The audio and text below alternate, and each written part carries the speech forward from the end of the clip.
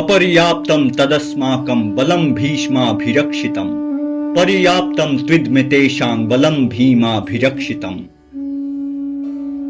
ভীষ্মের দ্বারা রক্ষিত আমাদের এই সৈন্যবল অপরিমেয়, তার তুলনায় ভীম দ্বারা রক্ষিত পাণ্ডবদের সৈন্যবল গণনসাধ্য।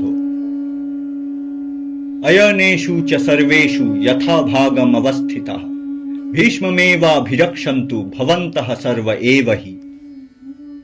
এই যুদ্ধের প্রত্যেক গুরুত্বপূর্ণ পর্যায়ে আপনারা সকলে নিজ নিজ স্থানের উপস্থিত থেকে ভীষ্মকে রক্ষা করবেন।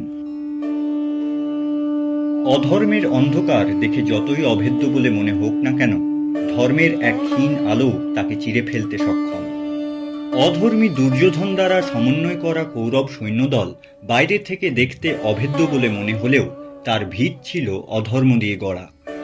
তাই ধর্মের বিরুদ্ধে দুর্যোধনের এই যুদ্ধে তার সামরিক ক্ষমতা বিপুল হওয়া সত্ত্বেও যুদ্ধ শুরু হওয়ার আগেই তার মনের অতল গভীরে যুদ্ধে হেরে যাওয়ার এক দৃঢ় আতঙ্ক ঘর বেঁধেছিল। শ্লোক ১:১০ দুর্যোধন দ্রোণাচার্যের সামনে নিজের প্রকাণ্ড সৈন্যদলের সাথে পাণ্ডব পক্ষের কিঞ্চিত সৈন্যদলের অহেতুক তুলনা করে নিজের মনের গহীন সংশয় দূর করার চেষ্টা করেছেন। ভীষ্ম ছিলেন তার সময়ের সর্বোত্তম যোদ্ধা। তিনি কোনোদিন কোনো যুদ্ধে হারেননি।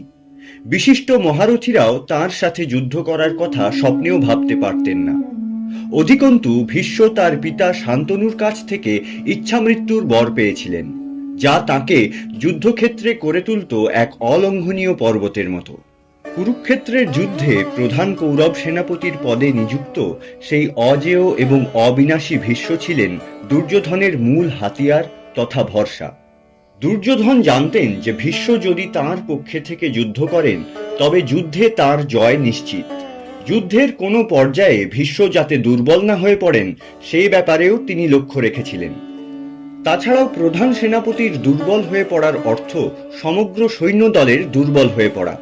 তাই শ্লোক ১:১১ দুর্যোধন দ্রোণাচার্যকে বুঝিয়ে দিচ্ছেন যাতে তিনি এবং অন্যান্য সকলে একত্রে যুদ্ধের প্রত্যেক পর্যায়ে ভীষ্মকে রক্ষা করেন।